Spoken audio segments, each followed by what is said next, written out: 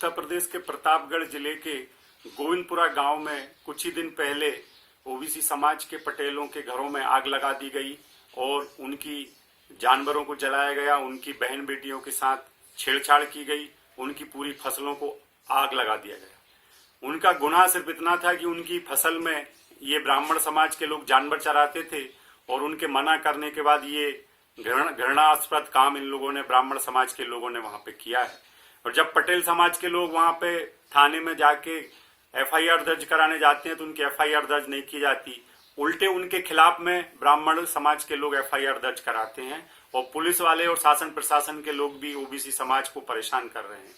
साथियों, मैं उत्तर प्रदेश के मुख्यमंत्री आदरणीय योगी आदित्यनाथ जी और देश के प्रधानमंत्री आदरणीय मोदी जी से पूछना चाहता हूं कि किस तरह का राज आप लोग चला रहे हैं।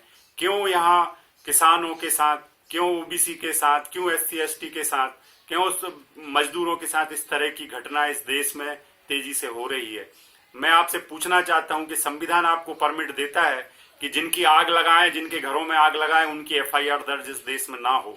साथियों, और मैं पूछना चाहता हूं ओबीसी के जो भारतीय जनता पार्टी के ओबीसी के नेता है आदरणीय केशव प्रसाद मौर्य जी, जो उप मुख्यमंत्री है, और भारतीय जनता पार्टी उत्तर प्रदेश के जो प्रदेश अध्यक्ष स्वतंत्र देव सिंह जी हैं, इनसे पूछना चाहता हूं कि कैसी गुलामी पार्टियों की कर रहे हैं जो ओबीसी समाज की वोट, किसानों की वोट भारतीय जनता पार्टी को दिलाते हो और जब उनकी जरूरत पड़ती है तो तुम चूं तक भी नहीं बोलते हो।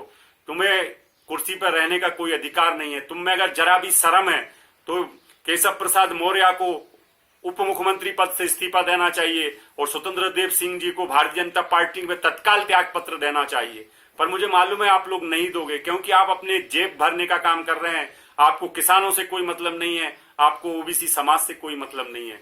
मेरे ओबीसी समाज के लोगों, जागो, तुम्हारी संख्या इस देश में 65% से ज्यादा है। उत्तर प्रदेश का मुख्यमंत्री तुम्हारा बच्चा बन सकता है, इस देश का प्रधानमंत्री तुम्हारा बच्चा बन सकता है। असली शासक ओबीसी के आप हो। अगर आप नहीं जागोगे और इसी तरह से तुम गलत पार्टियों में, कभी धर्म के नाम पे, कभी मंदिर मस्जिद के नाम पे, कभी हिंदू मुसलमान के नाम पे इसी तरह से इन शैतानों को वोट देते रहोगे तो तुम्हारा सब कुछ नष्ट हो जाएगा। इसलिए मेरे ओबीसी समाज के भाइयों, मेरे किसान समाज के भाइयों, जागो, अपने अधिकार को पहचानो और अपने बच्चों को इस देश में हुक्मरान बनाओ। और जितने अन्याय और शोषण तुम्हारा किया है, ईंट का जवाब पत्थर से लेंगे, एक एक जुल्म का बदला हम लेंगे, इस देश में लेंगे। और साथियों, अखिल भारतीय ओबीसी महासभा का राष्ट्रीय अध्यक्ष ओबीसी ललित कुमार आपके साथ है, पूरा संगठन आपके साथ है।